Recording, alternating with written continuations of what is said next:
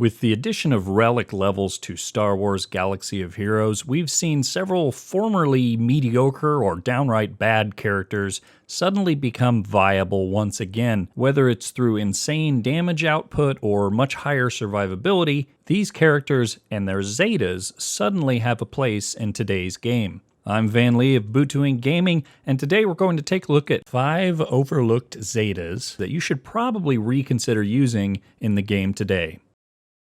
Up first, we have the man of many different disguises. That is, of course, Han Solo, this time in his Stormtrooper variant. And Stormtrooper Han was, of course, required for the Commander Luke Skywalker event. A lot of people had him just up to Gear 8 or Gear 9 and then forgot about him. Don't make that mistake. Stormtrooper Han, particularly with relics, is an excellent all-around tank that you can plug into multiple lineups successfully. The key to Stormtrooper Han's success lies with his turn meter manipulation abilities. His basic states that you deal physical damage to target enemy with a 70% chance to gain 35% turn meter. This will allow Han himself to take multiple turns, even if he's not messing too much with opponent's turn meter, but that's where it gets a little bit more interesting. With his first special ability, it states Han taunts for 3 turns and all other allies gain 30% turn meter. In addition, all other allies gain 20% turn meter when Han is damaged while his taunt is active. This one is nice, but we live in a day and age where taunt gets dispelled quite easily, and this has a bit of a long cooldown. So tank-wise, this is why he is not as beloved as he could be, but it's still a nice perk to have. And then with his unique ability Bluff, it states without the Zeta ability that Han has a 25% chance to remove 30% turn meter from each enemy at the start of each of his turns. In addition, Han has a 25% chance to remove 10% turn meter from each enemy when he is damaged. This is huge. This is where he's constantly going to be toying with your opponent's turn meter. This ability alone makes him viable in a lot of different teams, but it gets even better once we add the Zeta, which states that whenever Han takes damage, he recovers 5% protection. Now, 5% protection may not seem like a whole lot, but particularly once you get to relic levels, this ups the survivability of Stormtrooper Han a lot. Taking a look at Star Wars Galaxy of Heroes.gg, we can take a look at the top-rated players in the game today, and as far as pure protection goes, we can see that someone named Jib Foresight has the highest protection level in the game for anyone who has Stormtrooper Han at 125,640. That means that even without a leader ability that affects protection, every single time this Stormtrooper Han is hit by an enemy, he heals 6,282 damage. Against a team like the Geonosians, who even with relic levels don't do a whole lot of damage, they're not even going to scratch Stormtrooper Han. And keep in mind too, anyone who has an ability which does sequential damage, as in it hits multiple times, that's going to hit and heal him every single time it does damage. Now, you can't expect to have that much protection for, say, the average player. This is very clearly weighed towards that. This guy has protection mods pretty much across the board wherever he can, but it's reasonable to expect 80,000 to 100,000 protection very easily with a reliced out Stormtrooper Han, and that is enough, ladies and gentlemen, to keep him alive against a lot of different teams. Utility-wise, Stormtrooper Han fits in with a ton of different teams. You can pretty much put him with any Rebel team, including your basic Commander Luke Skywalker team or your secondary Rebels team. But one sneaky good team composition that I recommend utilizing Stormtrooper Han in would be with Separatists. In my example here, I have a Newt Lead, Count Dooku, Asajj Ventress, Watt, who is important to a ton of different teams but works great with this one, and then of course Stormtrooper Han. The idea here is that since Stormtrooper Han is not a Separatist, Count Dooku will not stealth him utilizing his Master of Makashi ability, which means that even without taunt up, Han becomes essentially a tank. Because your opponent is forced to attack Han constantly, he will be removing their turn meter as well as gaining turn meter whenever he attacks, combined with Nute Gunray's Lead, where Extortion removes speed from your enemies. The turn meter manipulation and speed change here is tremendous. This team has become pretty trendy as a defensive team on GAC, and I recommend it. It will certainly throw a wrench into a lot of people's plans unless you know a very specific counter or how to actually take this team down. Watt being here also means that he'll put the tank tech up on Stormtrooper Han, which is just that much more protection recovery, giving him so much sustainability that he will be a total pain in the ass. And next up we have the bounty hunter who sat down and said, you know what? I want my theme to be about garbage. Sure, he's covered in toilet paper. Sure, his spaceship looks like a giant toilet. And sure, he's not even the most exciting of the bounty hunters. But did you know that his Zeta actually has some use in this day and age? Way back when, people just simply used the Bosk lead, which provided enough sustainability as far as health and protection, that Dengar's Zeta really wasn't necessary. However, nowadays, with several different bounty hunter leads, as well as essentially more damage just being done throughout the game, Dengar's Zeta actually has a bit of use, particularly in Geonosis territory battles. Taking a look at Dengar's kit, we can see that his ability titled Grizzled Veteran without the Zeta states that whenever Dengar receives a critical hit, he gains stealth for 2 turns. Whenever an enemy evades Dengar's attack, he gains 60% turn meter. Whenever Dengar suffers a negative status effect, he gains tenacity up for 2 turns. And finally, while Dengar is stealthed, enemies can't gain stealth. This is a very solid ability on the Bounty Hunter's kit, primarily because he does gain stealth for 2 turns whenever he's critically hit, which is important for a number of reasons. Number one, when he's stealthed, other people can't stealth, so you can keep pesky opponents like, say, Newt out of stealth, so you can kill them a little bit easier. And of course, Dengar himself being in stealth means that opponents can't target him, and he's much, much harder to kill. The Zeta on this ability states that you will add 3% health and protection when this ability's effects trigger, which is constantly. So essentially, this is just another way for Dengar to stay healthy. Like I said, this primarily has a use in Geonosis territory battles where every little bit of health and survivability that you can get is important, particularly in Phase 4. But don't overlook this in PvP. We're seeing a lot of teams that essentially just do crazy amounts of damage. And also with AoEs, we're seeing even more of them that can do colossal amounts of damage, and this would certainly help keep Dengar alive for a lot longer. And since Bosk lead is no longer the universal best bounty hunter lead, I would argue that Jango is still probably best, but we will see some more Mandalorian leads cropping up once a majority of people have him up to 7 stars. Either way, this makes this ability far more important than it ever was in the past. Since Dengar is consistently stealthed, though, maybe it's not as important a Zeta as others could be, particularly within the faction, but I still think it's a worthwhile venture, whereas in the past, I would have just said no thanks. By golly, it pays to look like floating trash in this instant, doesn't it? Old Dengar's gonna have the last laugh for sure. Next up, we reveal the man behind the curtain, as Darth Sidious is going to be someone we'll discuss. Sidious, of course, prior to Relics, was pretty much a forgotten man. There wasn't a whole lot to this kit. When you would start a new account, he was kind of pushed on you a bit because he's easy to farm and he can do some nice damage early on.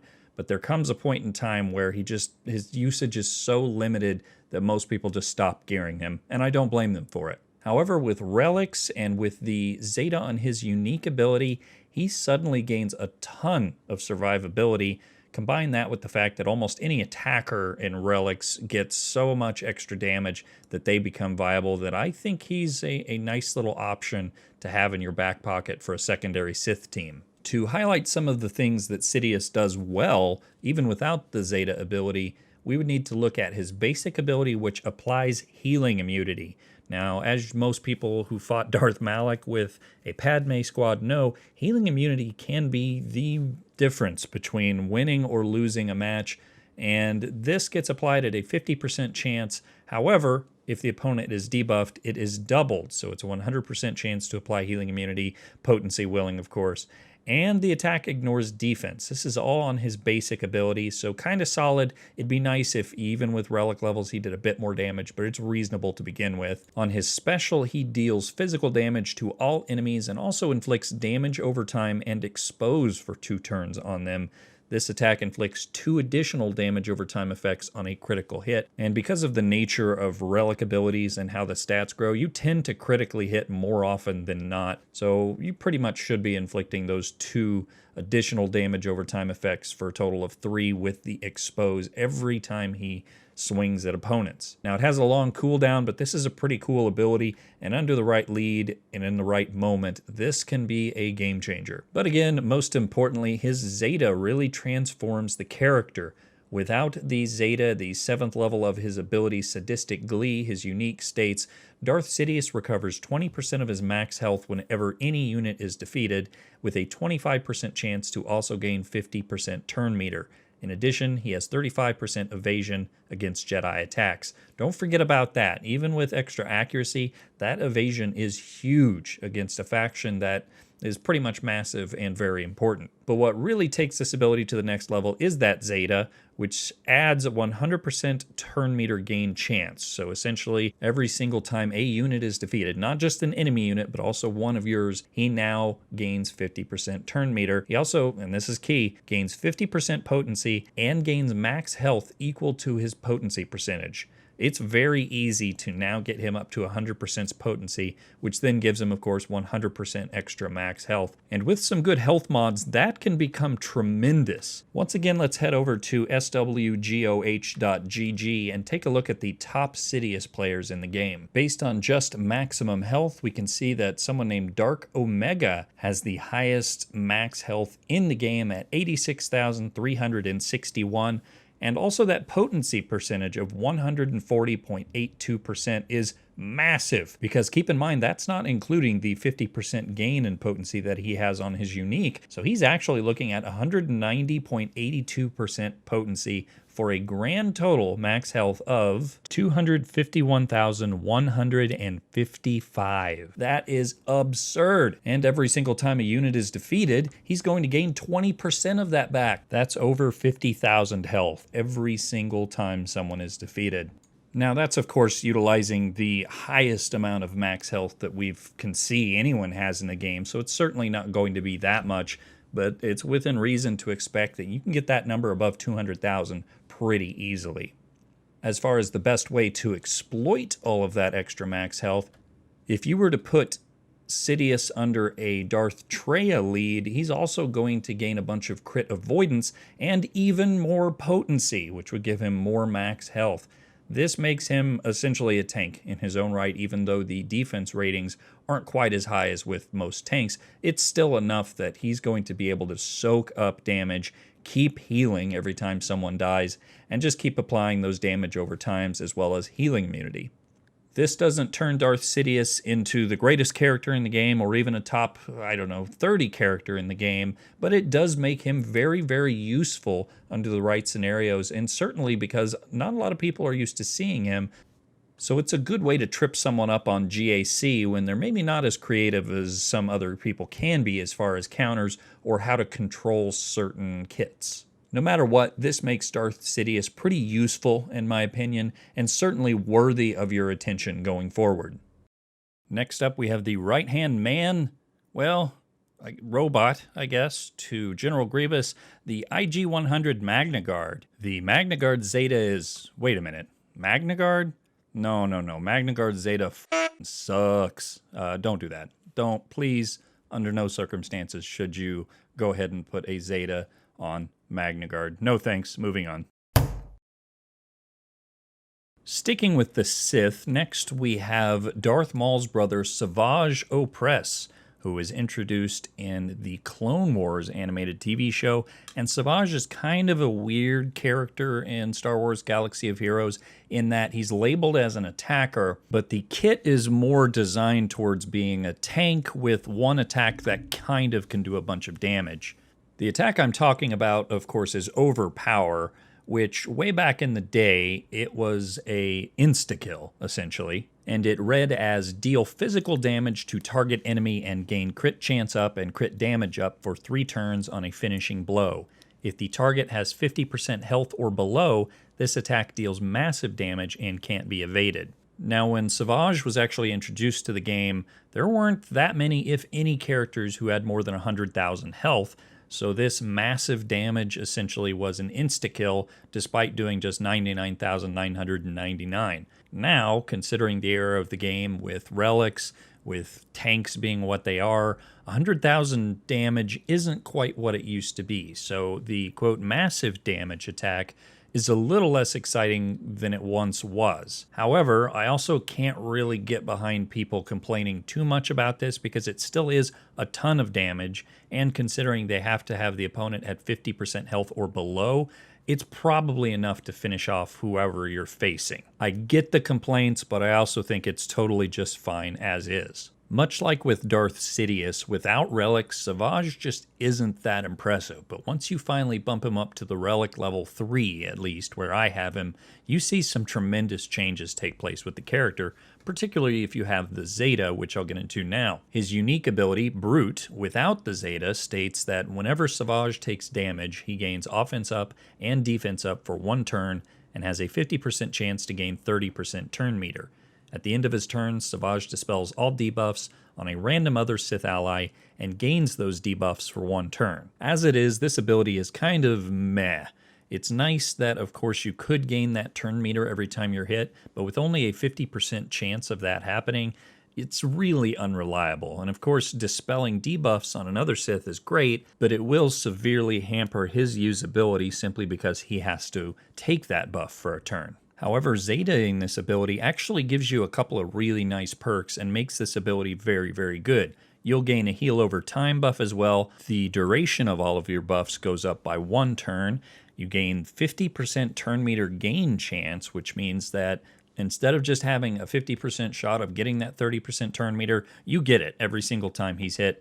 And then finally, dispel all debuffs from SWGoH whenever he is critically hit. So now he's clearing those debuffs from your other Sith allies, and he can also clear them from himself anytime someone crits him. Now, critical hits kind of go hand in hand with several different Sith abilities and leader abilities in particular, so the value of that specific function changes a bit depending on who your leader is. Overall, though, this ability now makes SWGoH a very viable option, particularly with the gains you get from the relic levels. Considering SWGoH is an attacker, that is his role, it would be nice if the damage output was a bit higher than what it is, but even with really crappy mods like I have on my SWGoH, he's still hitting for 30,000 plus damage at relic level 3. I imagine if you took him a little bit higher than that, relic 6, 7 or so, that number is going to go even higher, particularly because he does gain armor and resistance penetration per every relic level, and that can sometimes boost your damage amount even higher than actual damage does. All things considered, he does gain a nice boost to his health and protection and defensive numbers, so he becomes a lot more viable than he certainly was before Gear 13 came out. He'll fit in on a multiple Sith teams, so just stick him in wherever you think you can utilize him the best. Honestly, with a Darth Maul-led team, it still ends up being pretty good. You can put him under Traya, under Palpatine, it doesn't matter. He's going to make your team better than it would be without him, for sure. Last but not least, let's head back to the Bounty Hunter faction and instead talk about EMBO. Now, EMBO might just be every single iteration of the Yojimbo character that we've seen in Japanese lore crammed into space. He's actually a very, very good bounty hunter, and I think most people know that, but they don't really want to put the effort into farming him. I suggest you do, because he can do a couple of things that other bounty hunters can't, namely, dispel. Sure, you have Boba's Execute Dispel, which is more just for the damage, but a Dispel on his basic attack, his Dismantling a Shot attack, is huge, particularly for territory battles where you're facing clones over and over again who all have taunt. It is big to have that Dispel handily available. Now, EMBO is a high damage dealing bounty hunter, doesn't have high defense, doesn't have a lot of health and protection naturally, but he can gain some survivability via his unique Zeta, which we're here to talk about today. EMBO's unique ability, Wave the Kyuzo, states at level 7, EMBO has 30% offense when he has protection and 30% crit chance when he has no protection. When EMBO receives damage from an enemy's attack, if he has no protection, he gains Foresight for 2 turns. Great unique, it allows him to do more damage, have a little more crit chance, which his kit is predicated on critting, so that's very important. And then of course the extra Foresight gives you some survivability at the tail end of a battle when you're losing all of your protection and might need that. Overall, a pretty solid ability, but it gets better with one very simple addition, and that is when you plop down the Zeta, you suddenly receive EMBO can't be critically hit. Now, just thinking about that, I mean, it sounds good, but you don't really recognize the impact of how important that is until you see it in action. So many kits are predicated on critical hits and upping critical damage. I mean, I never have enough crit damage mods, and it just gets crazy with how much damage is done now via crit damage or crit chance. So this little addition adds so much survivability to his kit because naturally you're not going to be adding a whole lot of max health to him simply because he has an ability based on protection. So all of your circle mods, and I can even argue your arrow mod, maybe your triangle mod, probably not triangle, you want crit damage there. Anyway, they should be protection because that will boost the damage on his second attack as well as give him some survivability, but that means his max health is incredibly low even when you get him at high levels. I currently have him at relic level 3 and my max health is 41,000, which is not great to be honest. So essentially adding that he cannot be critically hit is huge. It's tremendous. It makes his survivability go through the roof, not only for PvP, but also for, of course, territory battles, which, as I've harped on earlier, bounty hunters are very important for the GOTB. So if you happen to be working on bounty hunters at all, EMBO is one that you should really consider putting some work into. Again, that dispel is huge. He does some crazy high damage as well. So if you happen to be using Django with a separatist team, EMBO can help fill in and fill that damage void that has been left by using Django, who is the damage dealer in bounty hunters so far. Have you ever wondered what it would be like to start a new account, purchase the Hyperdrive bundle, and have a set plan going forward? Well, I did too, which is why I started a brand new account, bought the Hyperdrive bundle, and had a set plan for how to progress throughout the game. If you're interested in seeing what that looks like, head on over to my channel, Butu Inc. Gaming, here on YouTube, and you can follow along as I progress through the early stages of the game, utilizing my clones, Jedi, and separatists. And if you want to get a hold of me, you can find me on Twitter at ManlyVanLee. Subscribe to me on Patreon if you like what I'm doing and want to throw me a buck or two at patreon.com/ButuInc, or you can email me at butuinc@gmail.com. Thanks everyone for tuning in to this video about the top 5 overlooked Zetas in the game, and don't forget to like and subscribe and stay tuned for more on Butu Inc. Gaming.